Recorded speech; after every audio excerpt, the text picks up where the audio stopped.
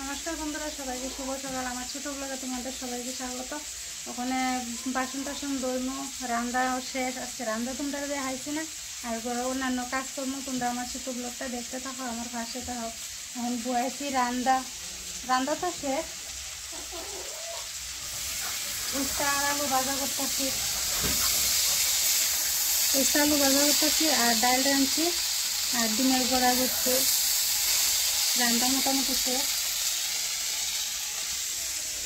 দেখো ডিমের বড়া করছি, আর কালকে রাত্রে ডিম তরকারি আসলো, ভাত রান্না লাগছি আর ডাল রাঁধছি।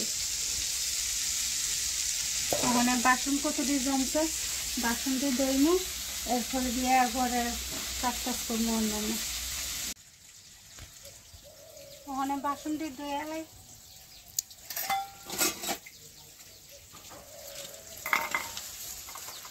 নেশা বাড়ি তো বৃষ্টি গেছে যে, আর একদম সব কিছু ভিজা ভিজা হয়ে গেছে, কীরকম হয়ে গেছে।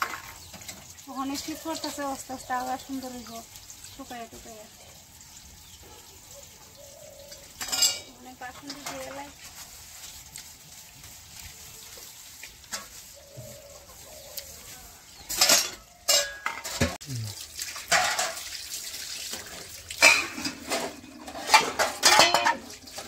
বাসন দিয়ে এখন দিয়ে এলাইতেছি, আসলে গিয়া জাল করে